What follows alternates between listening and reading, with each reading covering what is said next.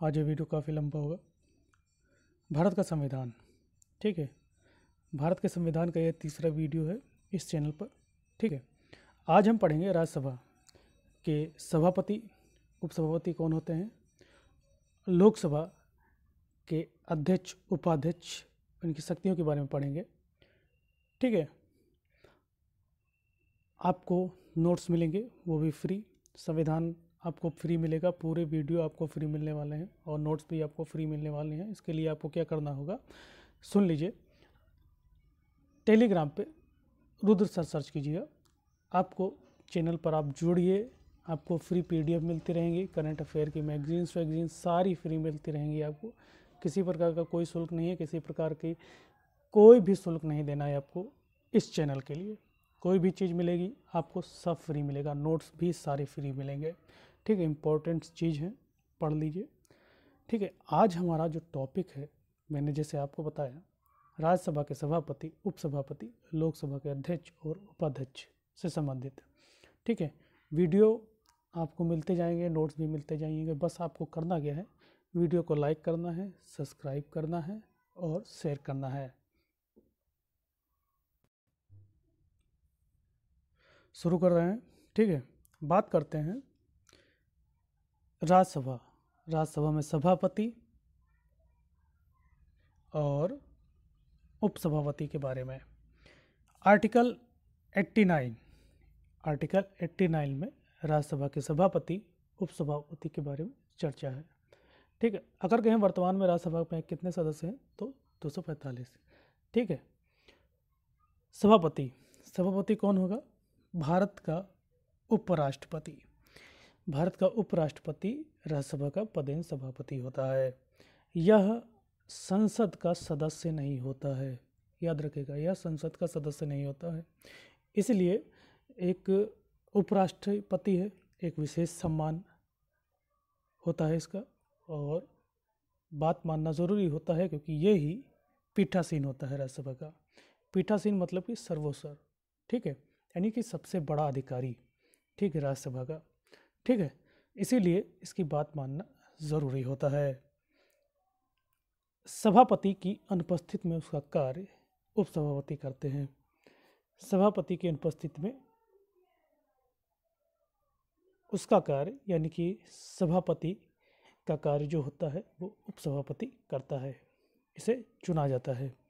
जब दोनों अनुपस्थित होते हैं, यानी कि सभापति भी और उपसभापति भी अनुपस्थित होते हैं, तो 6 वरिष्ठ सदस्य राष्ट्रपति द्वारा नियुक्त किए जाते हैं, वो सभापति का कार्य देखते हैं, ठीक है। फिर उसके बाद त्यागपत्र। देखिए, सभापति जो भारत का उपराष्ट्रपति है उसके ऊपर महाभियोग चलाया जाता है, ठीक है। तभी वह त्यागपत्र महाभियोग के द्वारा जब उसे हटाया जाता है तब वह त्यागपत्र राष्ट्रपति को देता है। लेकिन उपसभापति अपना त्यागपत्र सभापति को देता है, यानी कि उपराष्ट्रपति को देता है। वर्तमान में कहें तो वर्तमान में राष्ट्रपति हमारे उपराष्ट्रपति, जो कि सभापति, राज्यसभा के सभापति होते हैं, एम वेंकैया नायडू जी हैं, और वर्तमान में राज्यसभा के उपसभापति हरिवंश नारायण सिंह हैं, जो कि दूसरी बार चुने गए हैं।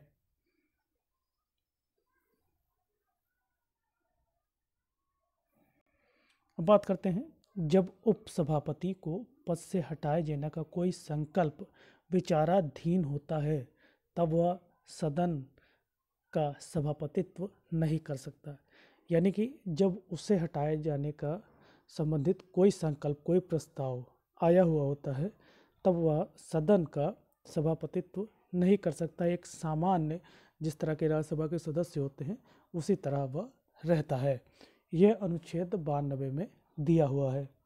जब भी उपसभापति का पद रिक्त होता है तब राज्यसभा के किसी सदस्य को अपना उपसभापति चुना जाता है। जैसे कि मैंने बताया, 6 वरिष्ठ सदस्यों में से राष्ट्रपति द्वारा चयनित किया जाता है, वही उपसभापति होंगे, ठीक है। उसके बाद दिया हुआ है, जब सभापति अनुपस्थित होते हैं या भारत के राष्ट्रपति के रूप में कार्य करते हैं, ठीक है। सभापति जब राष्ट्रपति के रूप में कार्य करते हैं, तब उपसभापति के पास एक विशेष शक्ति होती है जब वह सभापति बनता है, और वह सभापति की शक्तियाँ और उसके ऑफिस का कार्य देखता है। ठीक है, मतलब कि वह उपराष्ट्रपति नहीं बन जाएगा, उपराष्ट्रपति नहीं होगा, लेकिन एक सभापति बनता है और वही शक्तियाँ उसके पास होती हैं। ठीक, ये हुआ आपका सभापति उपसभापति से संबंधित। आप इतना ध्यान से पढ़िए, ये आपके लिए काफ़ी है। जो मेन मुख्य चीज़ है वह है लोकसभा अध्यक्ष यानी स्पीकर, लोकसभा स्पीकर या फिर डिप्टी स्पीकर के बारे में बात करेंगे।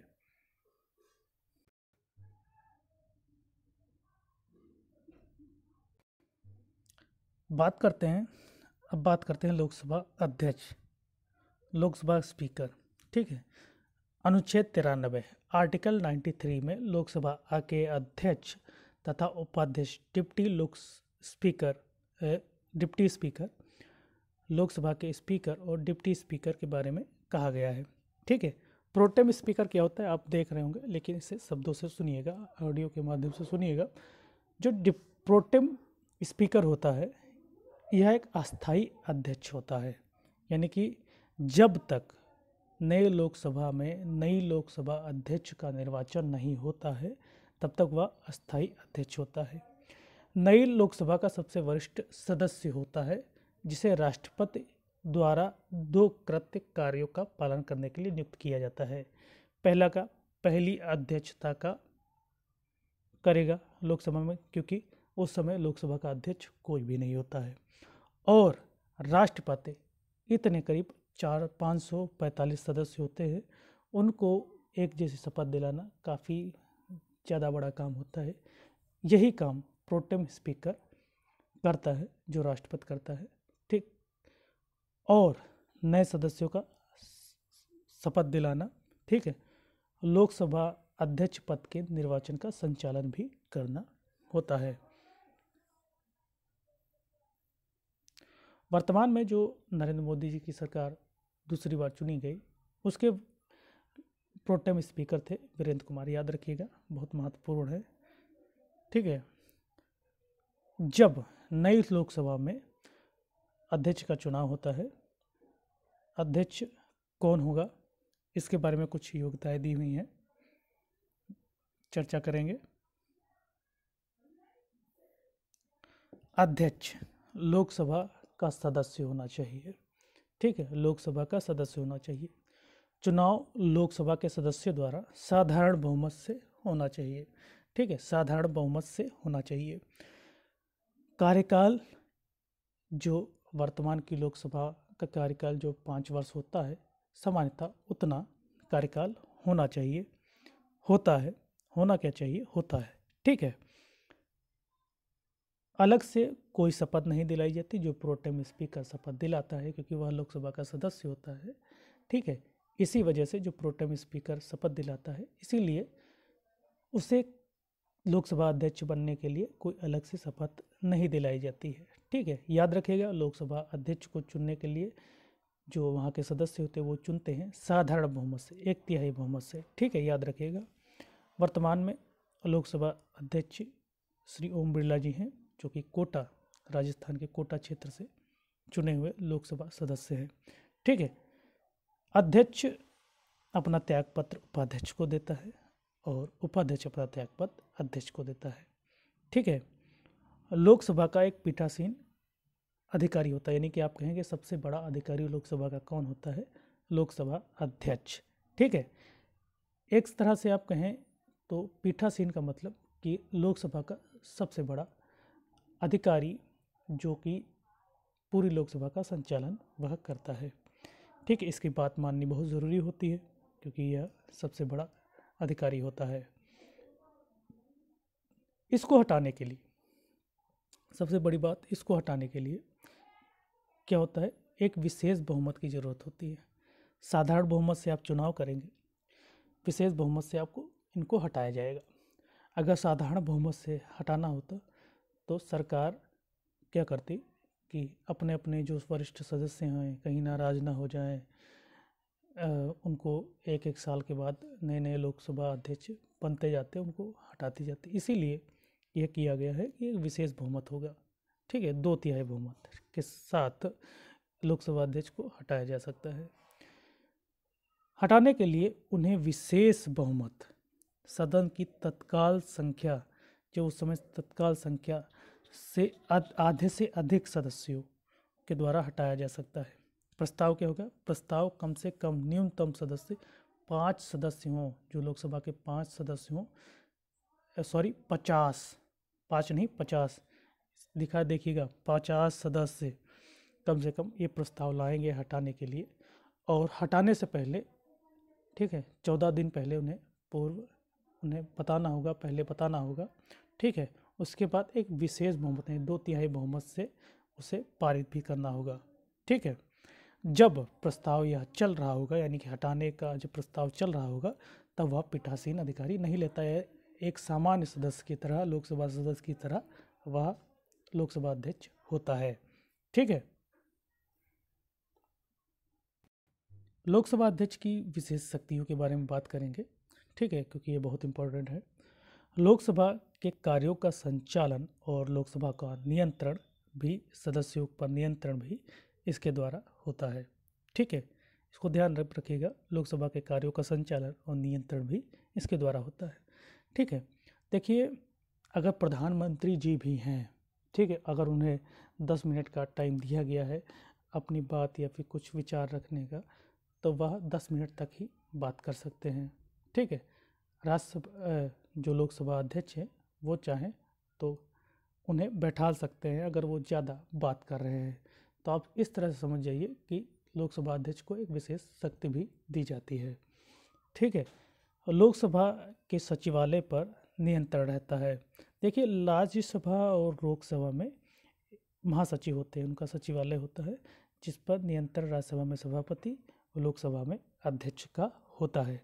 ठीक है, संसदीय समितियों के अध्यक्षों की नियुक्ति करना लोकसभा अध्यक्ष का एक अहम कार्य भी है। ठीक है, अब इस तरह से आप कह सकते हैं कि लोकसभा अध्यक्ष किस तरह से महत्वपूर्ण होता है। संसदीय समितियों के अध्यक्षों की नियुक्ति करता है, मैंने बताया। फिर संयुक्त अधिवेशन की अध्यक्षता भी करता है। जब लोकसभा राज्यसभा में गतिरोध उत्पन्न होता है तो उसकी अध्यक्षता भी करेगा। सभापति नहीं करता है। ठीक है, सभापति यानी उपराष्ट्रपति भी नहीं करता है, उपसभापति भी नहीं करता है। संयुक्त अधिवेशन को राष्ट्रपति के द्वारा बुलाया जाता है, लेकिन उसकी अध्यक्षता लोकसभा अध्यक्ष करता है। ठीक है, पक्ष विपक्ष का मत जब बराबर होता है तो वह स्वयं निर्णायक मत देता है। ठीक है, स्वयं निर्णायक मत देता है। ठीक, लोकसभा में। ठीक है, याद रखिएगा, लोकसभा में। राज्यसभा में क्या होता है? राज्यसभा में भी होता है कि सभापति अपना मत दे सकता है।